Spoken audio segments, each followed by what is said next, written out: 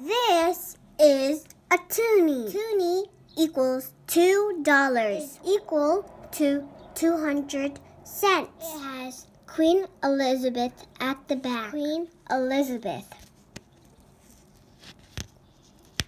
The front has a polar bear. This is a loonie. A loonie is $1. A loonie equals 100 cents. A loonie equals 4 quarters. A loonie has 10 dimes. A loonie equals 20 nickel. At the back, it has Queen Elizabeth. At the front, it has a loon. That's why it's called a loonie, which is why it's called a loonie. This is a toonie, equals to $2. A toonie equals 2 loonies. A toonie equals to 8 quarters. A toonie equals to 20 dimes.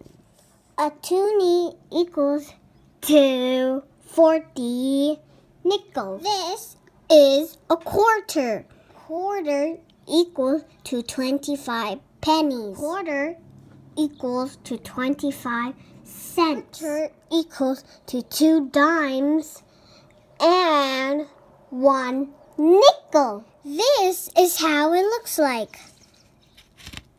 This is Queen Elizabeth. On the other side, this is a caribou. This is a dime. Dime equals to 10 cents.